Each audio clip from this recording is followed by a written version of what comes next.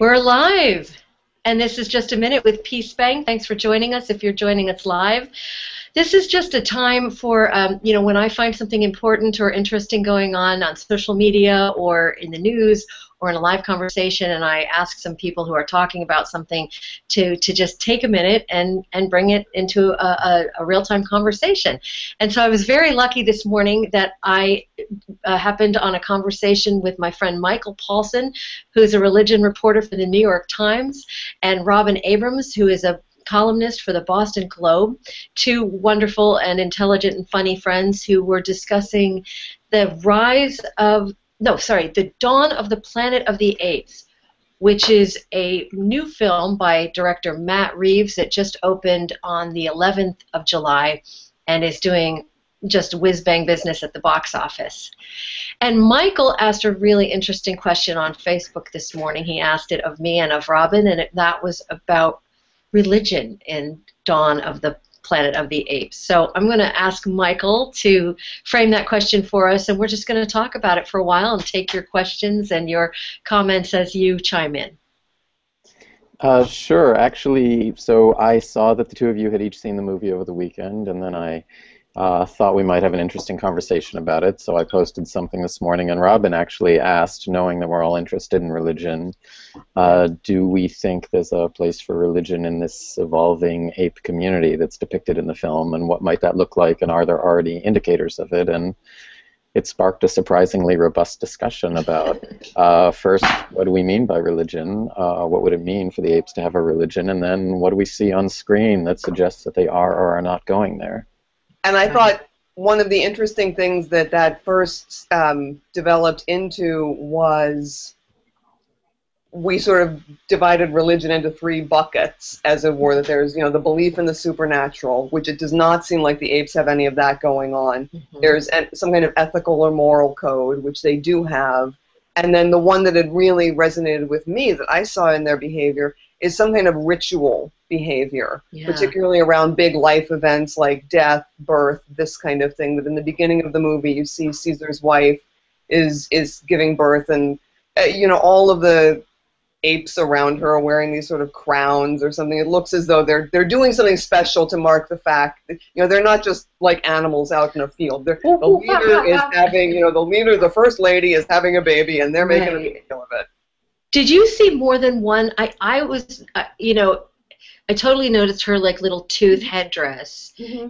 It was like kind of fierce and primal and everything, and it looked like there was like one midwife ape, but I didn't notice, were a lot of the other apes wearing in the beginning? Yeah, there were a bunch of them surrounding her, and they were all wearing like facial decorations of some kind. I mean, it looked to me like there was some kind of oracle figure who brings Caesar into the birth circle at the beginning. There's some female ape who goes to alert Caesar that the birth is happening, and escorts him into what appears to be a circle of female apes, all of whom seem to be wearing some kind of, ritual headgear. You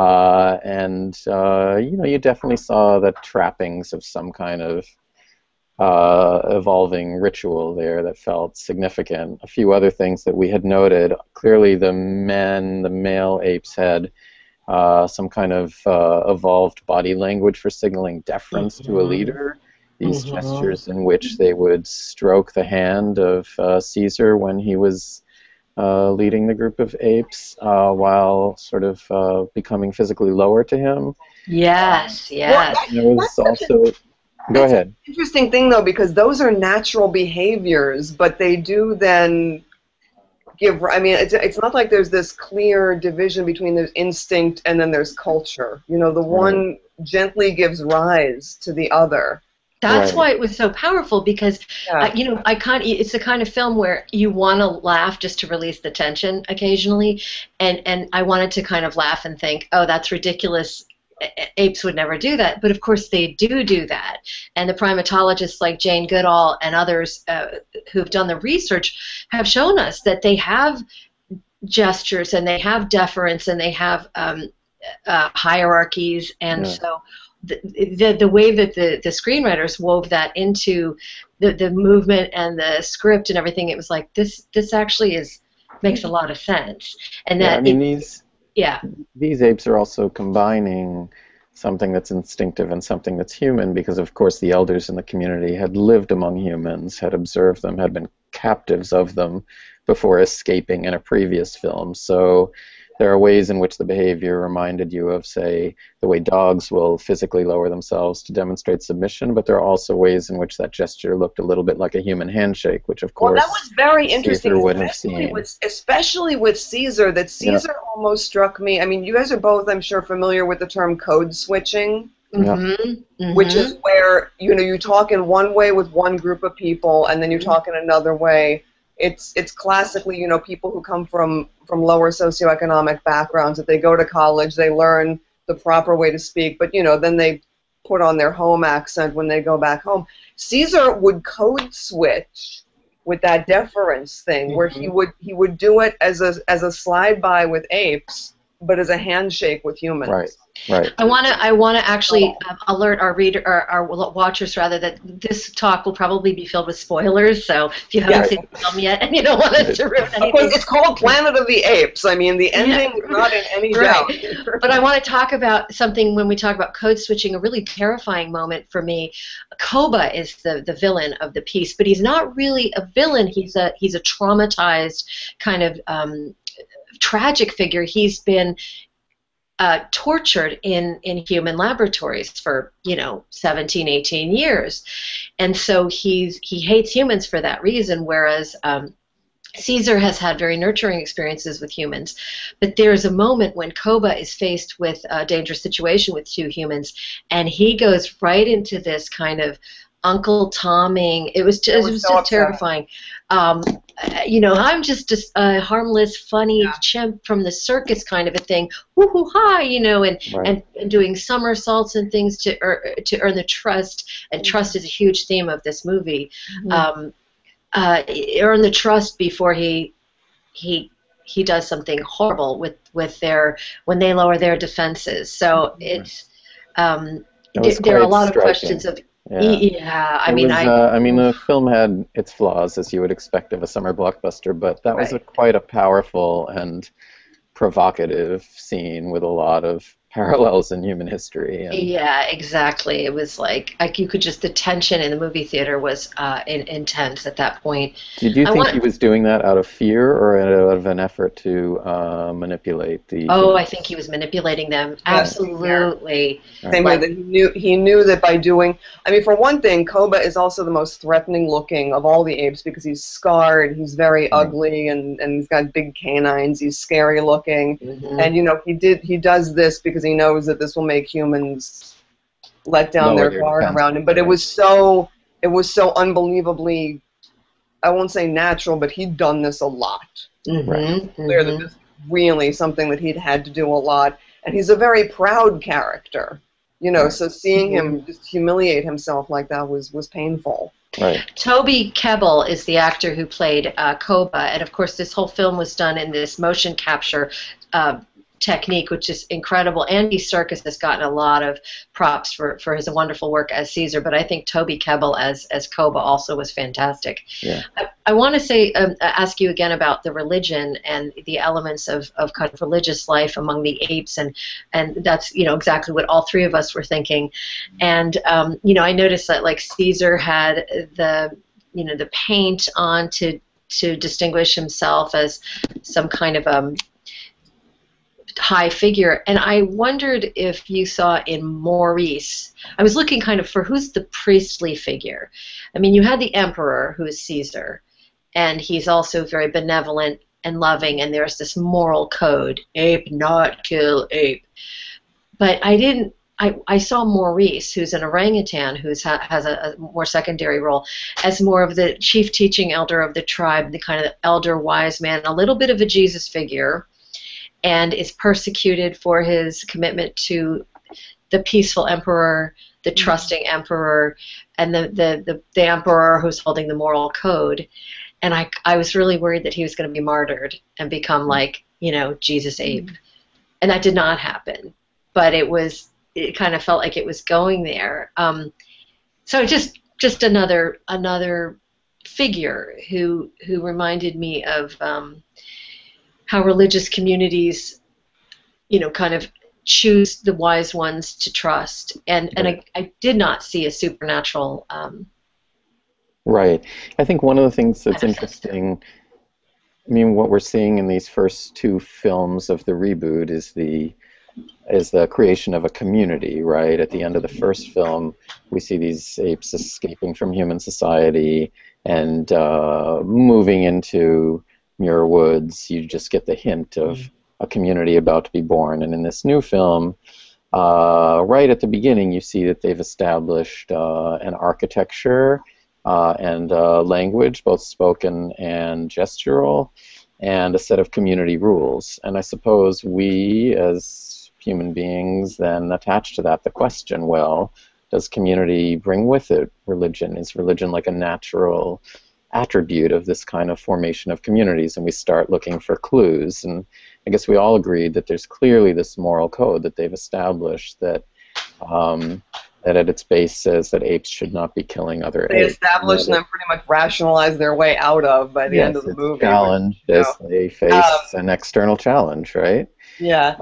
We haven't talked about the architecture at all, which I know we were all intrigued by, but there are these kind of skulls, these kind of either decorative or warning or shrine-like skulls that line their Well, it was interesting the way it was. I mean, they made a good directorial choice, I think, by starting out with that hunt scene, which really did remind us that these are not pacifist creatures. Right. You know, these are right. You know, that hunt, they kill, they eat meat that they kill themselves, they will kill in self-defense, and all of this. So we're starting off, this is not like Noble Savage's Garden of Eden kind of thing, which I think was smart.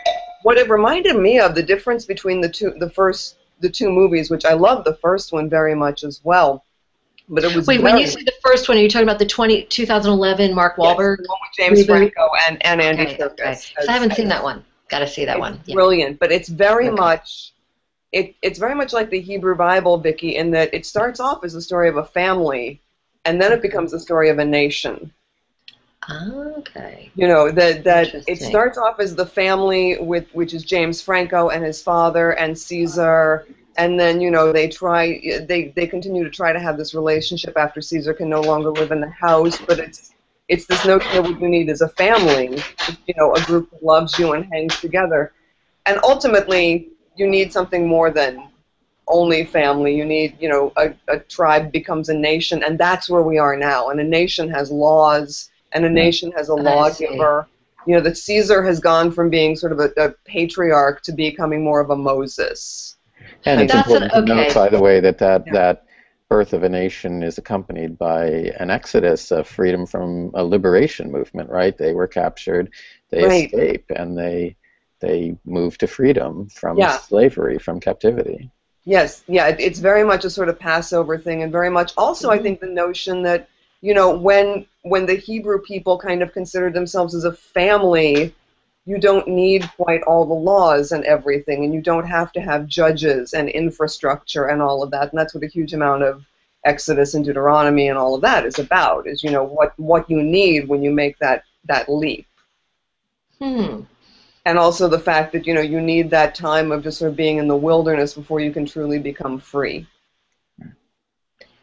You know, that Caesar and Koba are still really marked by their early experiences in bondage, for good or ill. These Blue Eyes is not. Yeah, what's his backstory? Is this the first we see of him in this? I think so, yeah. Okay. Yeah. He might have been born in the other one, but I mean, no, I don't even think he was. He's a totally new chimp. Because I was noticing this brother theme, I was thinking, like, do we have a Cain and Abel situation being set up here with little CGI baby chimp, you know, and Blue Eyes, who has seen all this, you know, he's really seen both sides. He's loyal to his father, and then he also has this experience of having seen how brutal the humans can be, and I think he was being set up for a bigger role in the next. Yeah. He also has a little bit of a prodigal son thing going on. It feels like he leaves his father, right? Stops paying attention to his rules, leaves his side, essentially sides with Koba, and comes to regret that, and returns home and is welcomed quite generously. And that original wound, he gets gouged, Right. and he just bears that as this kind of totemic, or I don't know if that's the word, but just this. It's highlighted throughout the film. I mean, you see the gouge, and that it doesn't heal, it doesn't go away. So he's always bearing the reminder of, that pain, that fall from grace, that fall from innocence. Yeah, and you can imagine if he became a leader in the future, that would be a mark of some significance of a and warrior he and might a survivor. highlight it with paint or something. So, speaking again of and what was interesting was when he got those scars fighting the bear, that it was Koba. His father scolded him. And his father was like, you did something stupid, and that's why that happened. Right. Koba instead says, no, scars make you look good. Scars make you strong. Oh, that's good. Right, he does. So Koba is really is sort of pushing him to that more aggressive, war making for its own sake. Which is hilarious because Koba is a bonobo, and they're like the most peaceful, pacifist, apes in the entire pantheon. That's the thing. Well, and the very intentional use of the different species of primates was fascinating, because it could have all been apes. It's the Planet of the Apes franchise, but you had an orangutan, you had a bonobo, you had these different kinds of primates, and I thought that was very intentional and very well done. It was subtle, but I noticed that when then the conflict is at its height, and Koba puts his those who are loyal to Caesar in an old BART train and uses it as a prison, and chains them up in there. They are mostly different species. Yes. If you notice that, I was like, oh, check it out.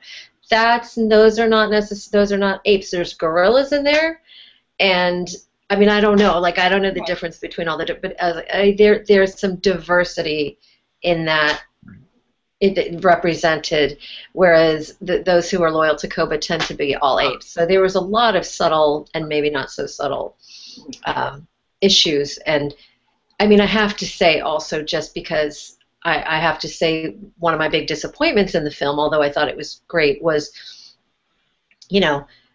white straight people saving the world, and the whole emphasis on kind of the mommy, daddy, baby as the precious and sacred triad.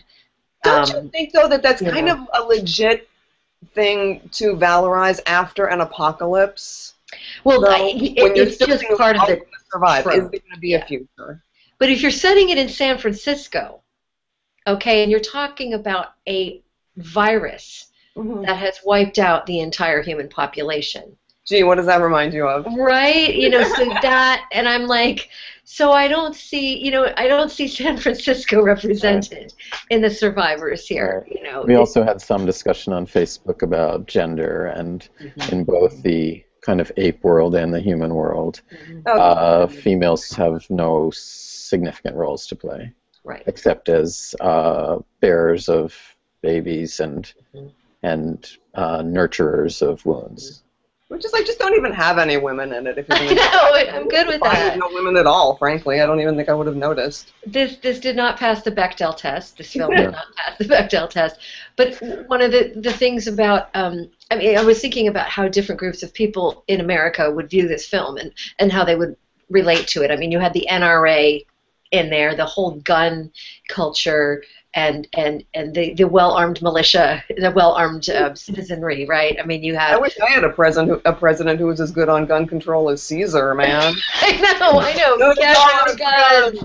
Get them out of here. And then the one human jerk that has to betray that and bring in the gun and break the trust and everything. So there was a really big statement about guns, whether you're a gun person and you could see the whole thing as, yes, the monsters or the outsiders can't get you if you are well armed. But of course it gets turned against everybody. I'm kind of losing my train of thought, but at the end, this puzzled me. Why would you bring the female apes and the babies out of the woods, out of the home, which was very much, they had their sacred space and it was sacred to them. you know, and into the place of the humans. Because Koba wants that to be their new home because it has more stuff, would be my sense. Okay. Is that Koba is the sort of revolutionary who doesn't want a fair trade for the peasants. He wants to storm the castle and, drink out of the wine cask. Right. I mean, he's an avenging the other conqueror. apes like what they have. They just want it to be safe and secure. Okay. But Koba is so driven by revenge that I think what would be best for him would be for the apes to literally take over everything the humans have. That's and just interesting to me. Because, yeah, okay. I mean, he's clearly some kind of avenging conqueror who says that he wants humans to experience what it's like to be in cages, as the apes had been before. And that's just not Caesar's view, and that's the sort of central tension of this community, right, is how do they want to relate to humans, and I guess we're going to get another window into that in part 3. Yeah, yeah. Okay, there's a lot going on in this movie, and the issue of, I guess for me, is was that jungle or the woods, was that their Eden? I mean, is there a moving again after their exodus into their safe spot where they can create their culture and have their worshipful space and create their rituals, and also, by the way, develop language, which is that when can you have religion without some kind of language? And when I saw the writing, they had the writing on the caves, ape not kill ape, and I thought, oh my God, they can write now. And not just make symbols. They can write. Some of them can, more than just Caesar, can speak. They're speaking English, and they also have this this sign language that they use. Is that part of how religion? They also have iconography that you may have missed this because you didn't see the first one. Yeah. But the symbol of the sort of cross inside the circle. Yeah. What was that? That was from the window in Caesar's childhood home. Okay. Which is where they took him back, and they again, if you didn't see the first one, it goes right over. That came up a few times, and I was like, okay, this is a reference to something, and I don't know what it is. Okay. Yeah, but then it's pretty clear that this has become kind of like their sigil, their sign of the cross, their whatever. That okay. All right. Right. One thing we haven't talked about is.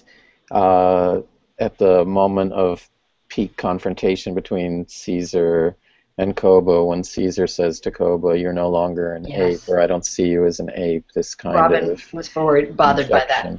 So what do we think that means? Is it necessary to say you are not of me in order to understand a huge disagreement? Or I think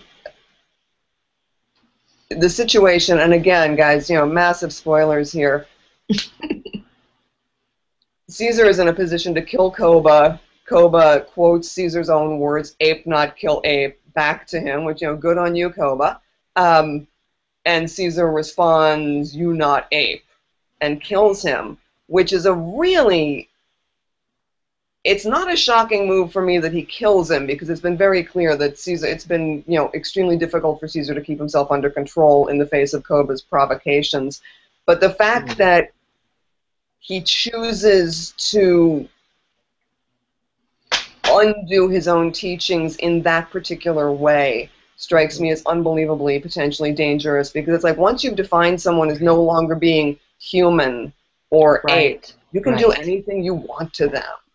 And you're okay. It would have been better if he had said, sometimes wrong is right, or, which also is nicely ape syntactical, or something like that, as opposed to the "you not ape," which is just strikes me like, wow, you're going into a bad place there. But it's a place we've been, right? We've denied other people's humanity at various points in our history. Well, and that's what's so great about the whole movie is, when people talk about, it's very common to talk about nature versus nurture, but one, they interact, and two, the vast majority of us, if we're not adopted, get them from the same place. Get both from the same place. And we're raised by the same people. We're taught by the genetic material we have.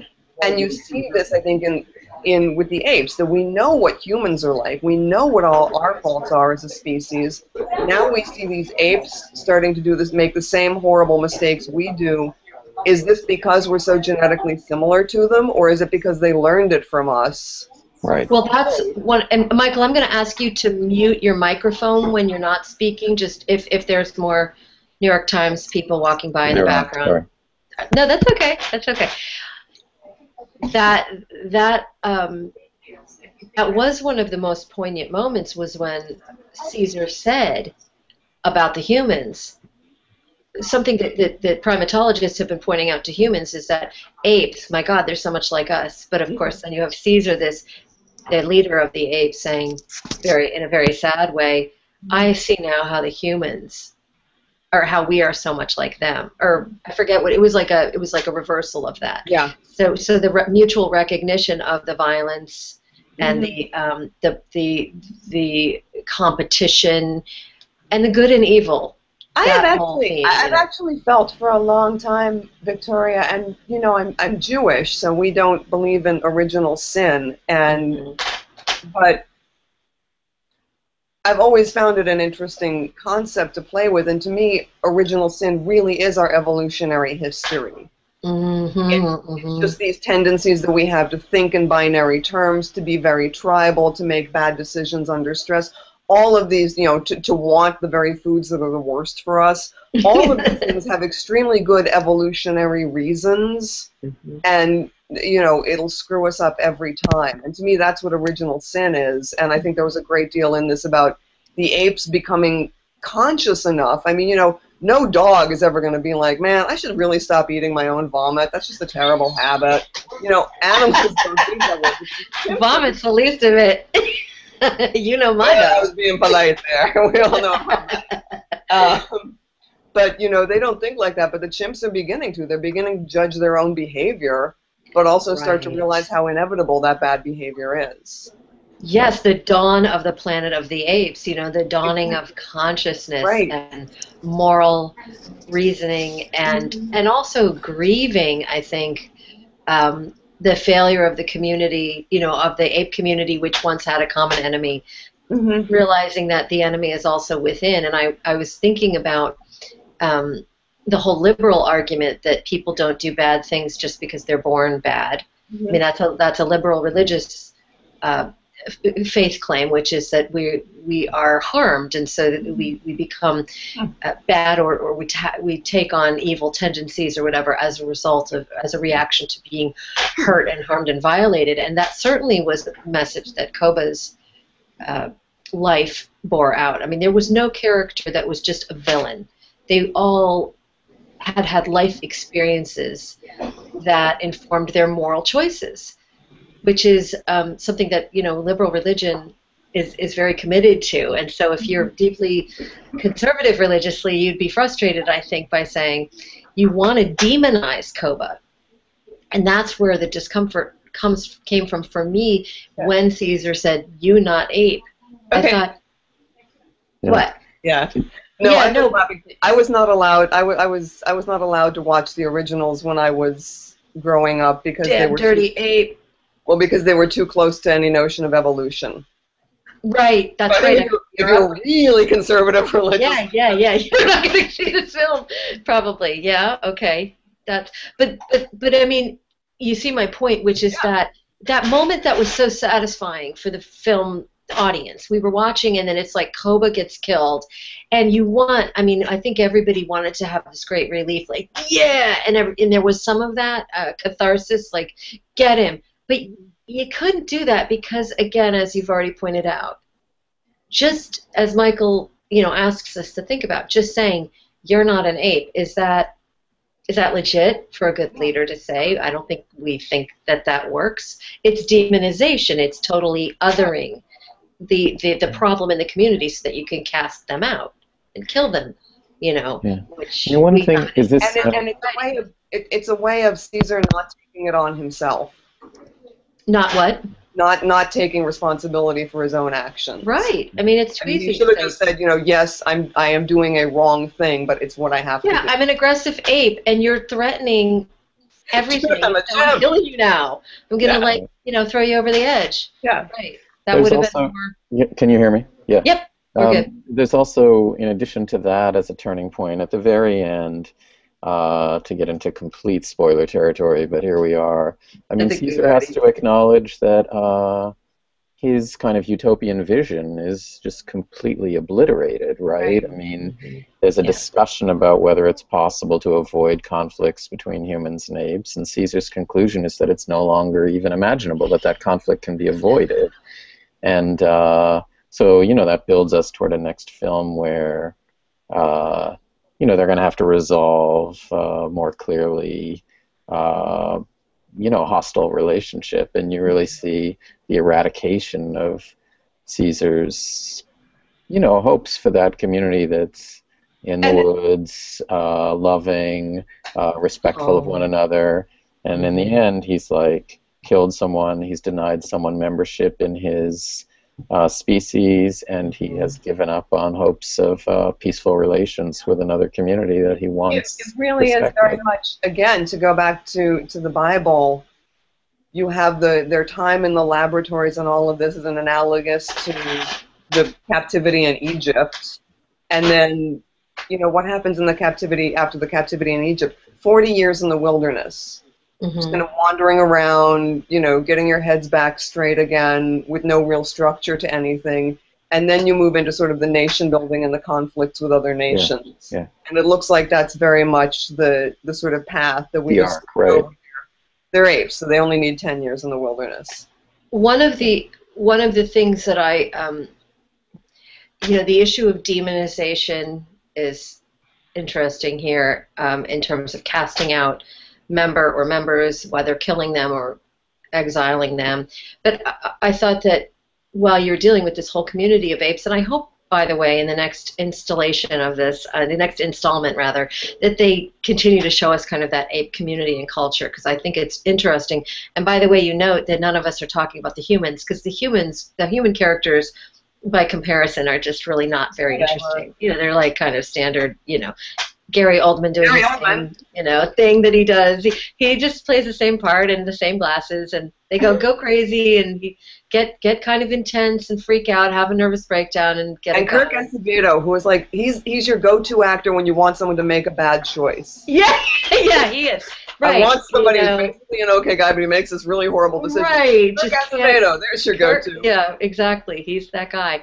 But the poignancy of the one ape and the one human trying to broker some kind of peace agreement, trying really hard and taking a huge risk, both of them taking huge risks to get together to try to make something possible that the two terrified communities are not going to make possible. I mean, I thought that was very poignant, and that it kind of comes down to these single representatives from each of the communities, and they both have to look at each other in the end and say, "Sorry, we didn't get it done. This is unavoidable. This is inevitable." It really just got me in the feels, man. It does, and I think to go back, what you were saying about that the liberal religious belief is that people are basically sort of good and pure, and harm comes through damage. Mm-hmm. I don't believe that, by the way. What? I don't personally know that I totally believe that. I mean, I don't know. Right. There's a lot of genetic. Would be more that that, but also situations can put you in a position where you simply have no particularly good or moral choice to make. Mm-hmm. Exactly. And right. I think that's what Caesar sort of realized, and that's what this was going toward, is that he could not. You simply can't, love and heal and listen to and negotiate someone like Koba out of trying to destroy everything. And sooner or later, you just have to do something wrong in order to neutralize this danger. And I don't have any problem with Caesar's choice. What I have a problem with is the way he kind of excused it and rewrote his rationalized it. Yeah. Yeah. Yeah, but because that sets up another moral precedent. right. We can now say, you're not an ape. Who gets to say that? Right. Who has the authority, the moral authority, it's a and no one owes you anything if you're not an ape anymore. right. No, that the other apes can therefore be as immoral to you as they want to be. That's right. You know, you're opening up a whole can of worms there that I just don't think you thought through. Michael, more thoughts? Further thoughts? No, I mean, it's fascinating. I mean, this has helped me wrestle with the movie more substantively than I ever expected to. And it is, I mean, this one ends at a challenging and depressing moment where it's fairly pessimistic, I guess, at this moment in the arc of the story. Mm-hmm. And that's a kind of a brave thing, I think, for a summer blockbuster to do. You know, to say you're not getting that satisfying. The bad guys won or lost, and the good guys won. You're not getting that, and I think that's very appropriate for our times.